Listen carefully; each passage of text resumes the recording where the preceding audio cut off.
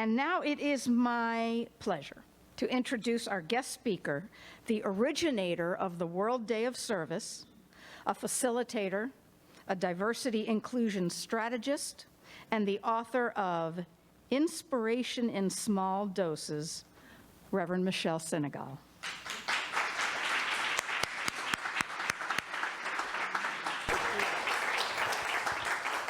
Good morning, beloveds. Good morning.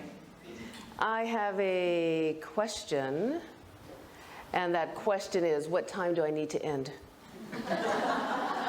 I begin with the end in mind. 25 minutes. All right. 5 minutes for prayer after. All righty. Thank you very much. So now I know where I am.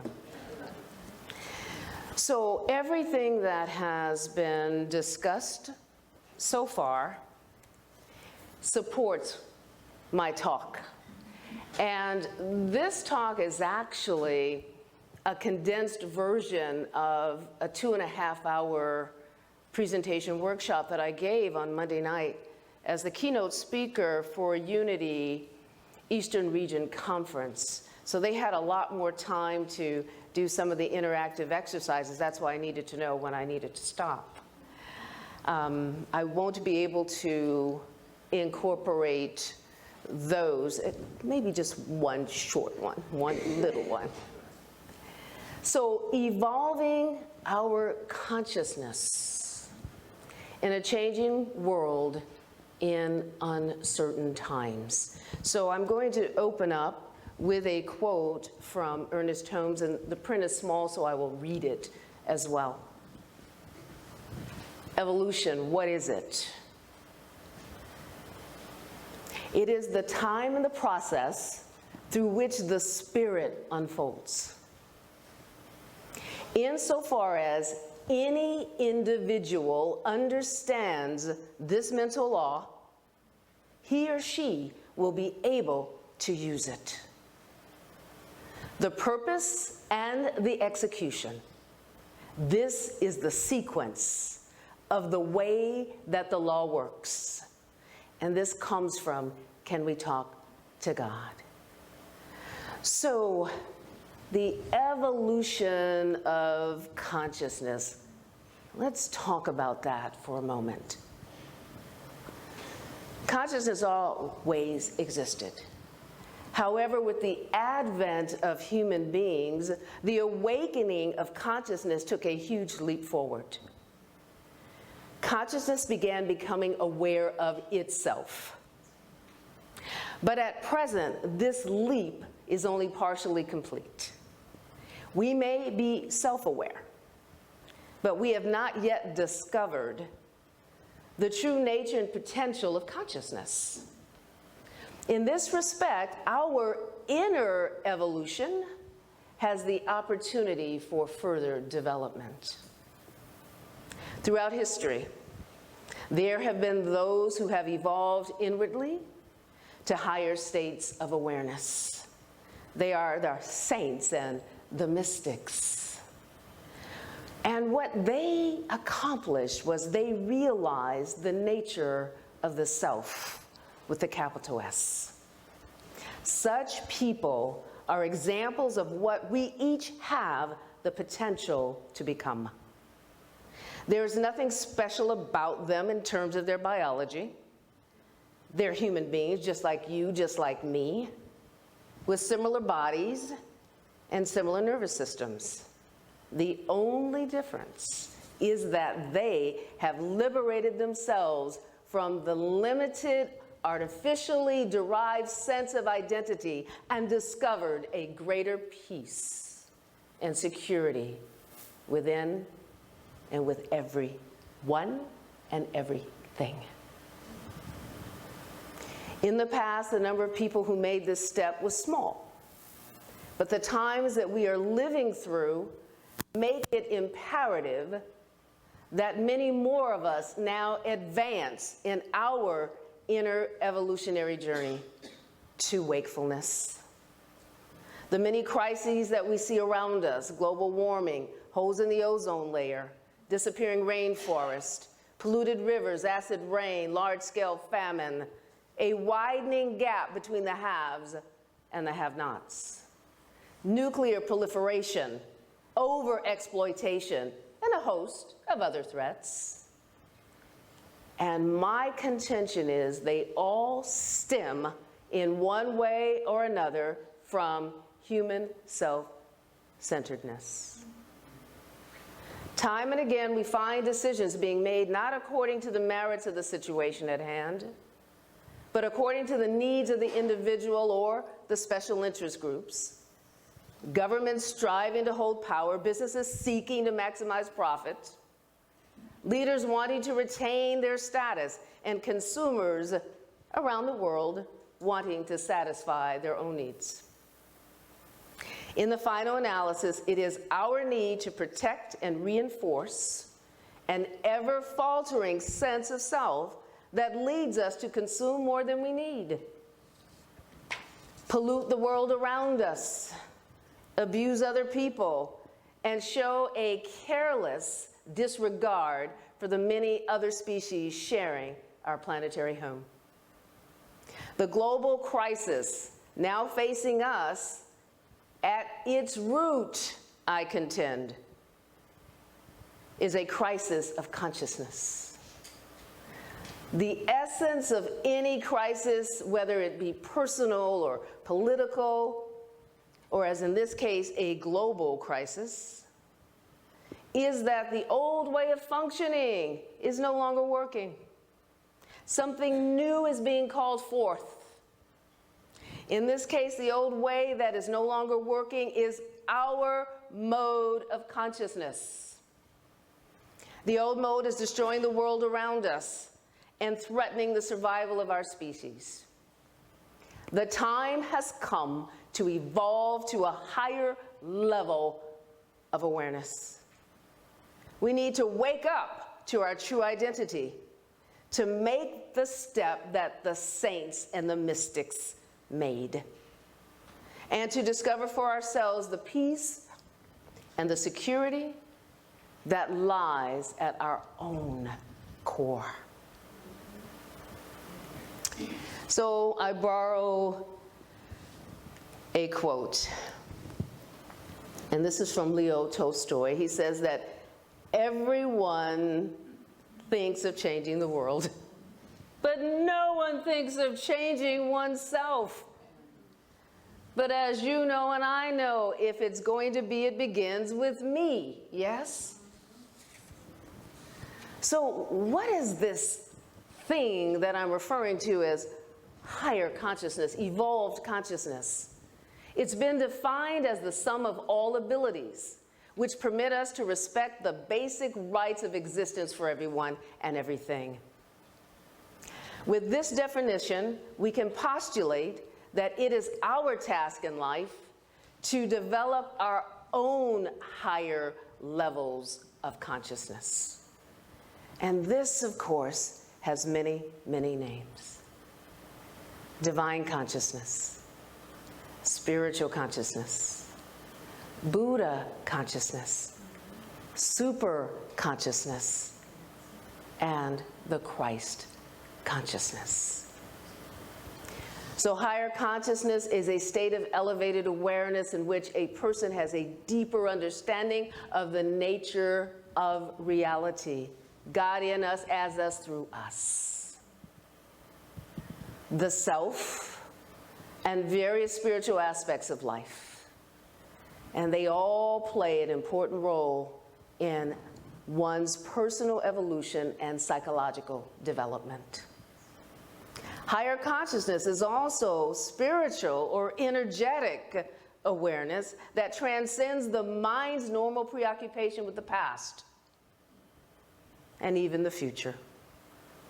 And as each of us raises our consciousness and we awaken to the eternal, unlimited nature of our being, higher consciousness is the perspective from which our higher self navigates our life.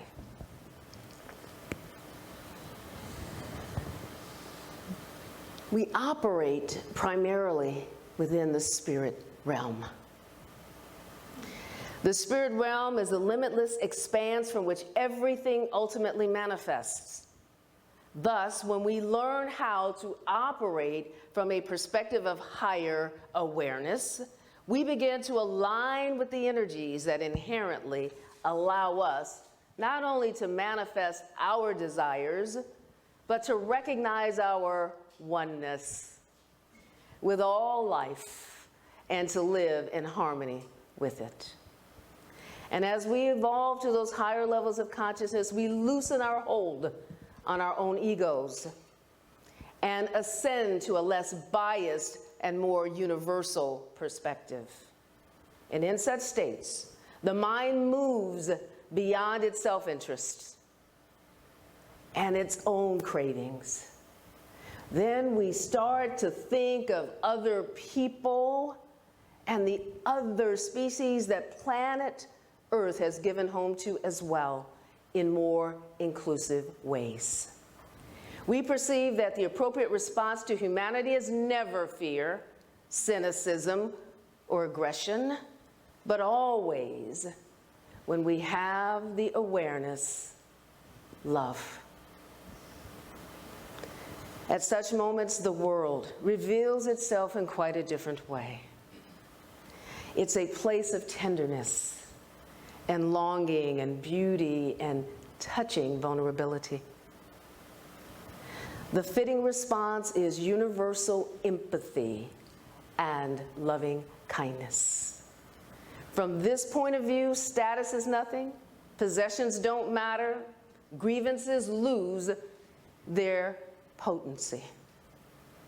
Life is about evolving in harmony with everything in the energy field, the informational field, and it's about sharing our energy in the way of love, understanding, compassion, concern, and caring, and our knowledge with others.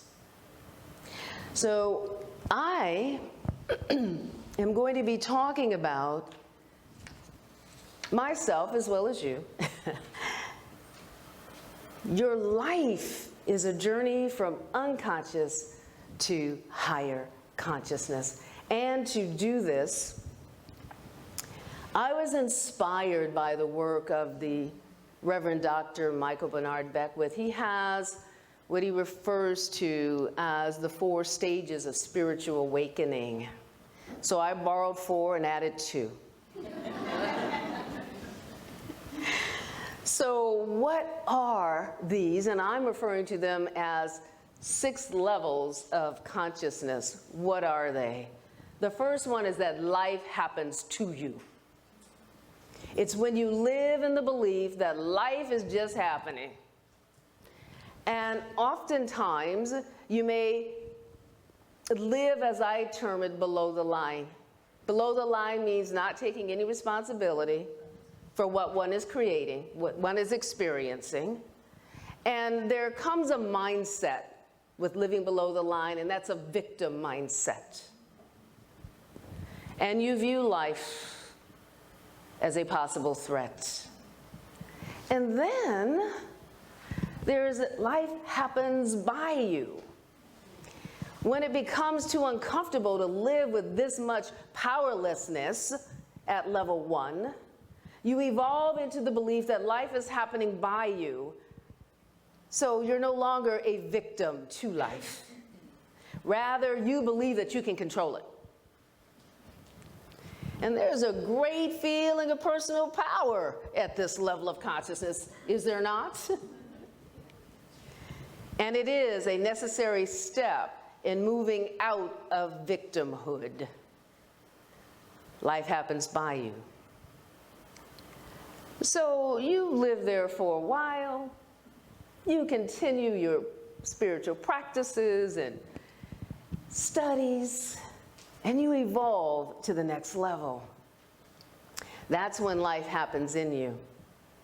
You eventually begin to see that all of your reacting and controlling hasn't brought you the ease and the joy that you long for.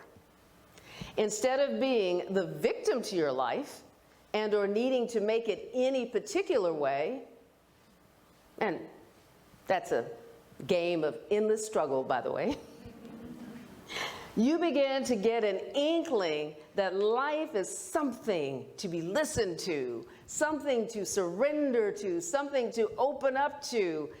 And this is where you start evolving to higher and higher levels of awareness where life is actually happening in you, living life from the inside out.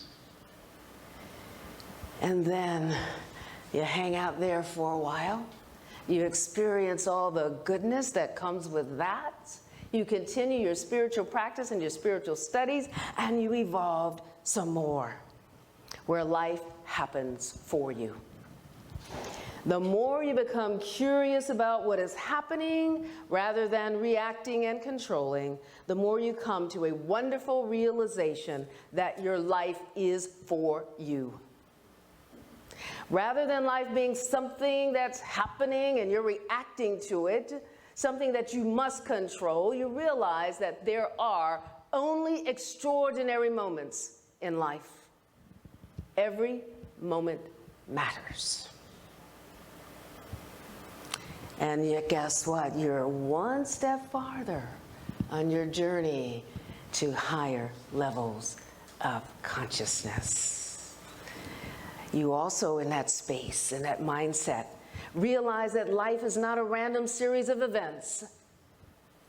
As Jenna was just sharing with us, it's no coincidence that her work is beginning at the same time as the other organization's work. You start to recognize that life is a highly intelligent unfolding that is putting you in the exact situations that you need to be in order to see and unhook the spells that keep you separate.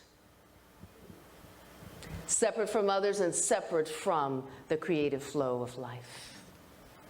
And no matter what is happening in your life, you finally understand that life knows what it's doing.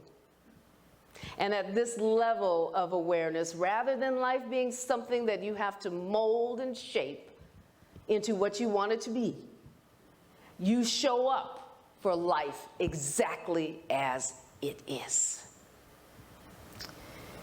So you hang out there for a while, and you begin to enjoy what it feels like to be in that space. And you continue to grow and to develop, and you step into life happening through you. The For You phase of higher consciousness showed us that there's no such thing as an ordinary moment. And it helped us to see that life is speaking to us at all times.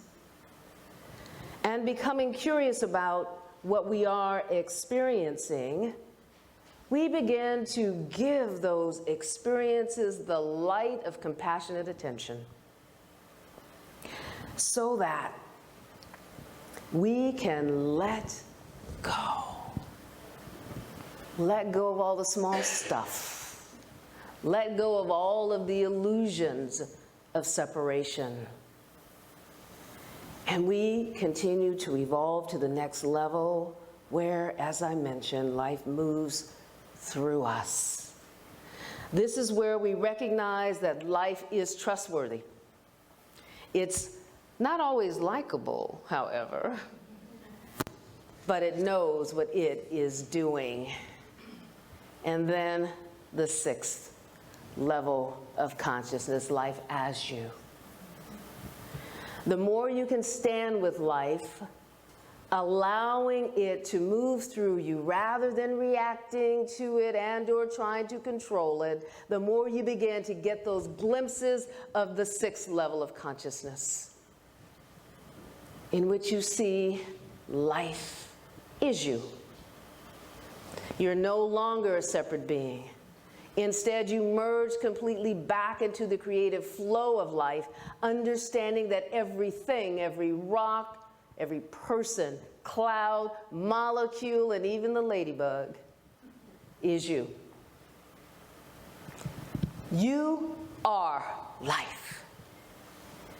And Eckhart Tolle said it in this way: you are not in the universe, you are the universe, an intricate part or intrinsic part of it. Ultimately, you are not a person, but a focal point where the universe is becoming conscious of itself. So I want you all to just breathe that in for a moment. Just take all of that in. And so now I am going to give you a very short 2-minute exercise. And that's to reflect for a moment and then converse for 30 seconds with someone in close proximity to you. And my question is this: based on the 6 levels of consciousness, identify where you are living right now. However, trust and verify. How do you know this to be true? So think about it for a moment. Where are you living your life right now? And how do you know this to be true? And so when you're ready, you can converse with a person in close proximity to you.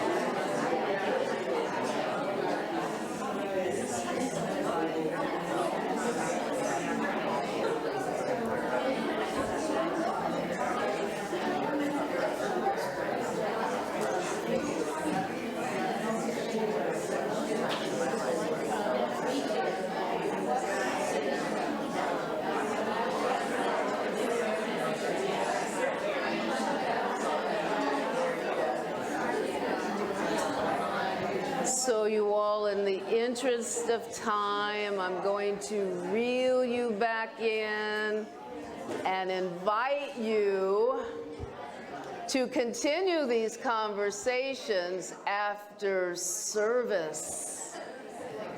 So remember your partner. I think that's pretty easy for the two of you. Come back. Come back.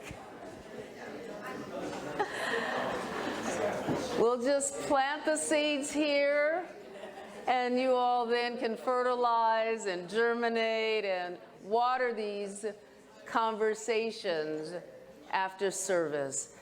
Get to know each other on a deeper level, in a little bit deeper way. I do want to hear from at least 2 people.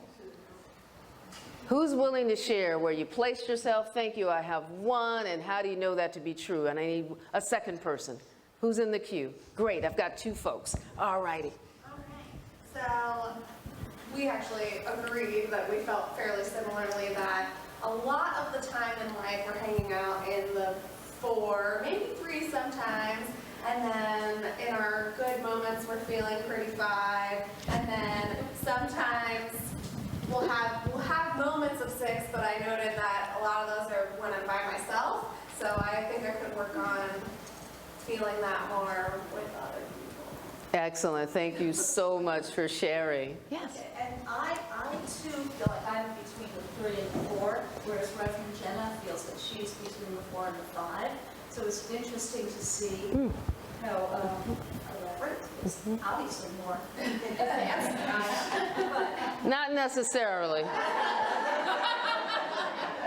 We do have irreverent reverends. But, the surrender is there for me.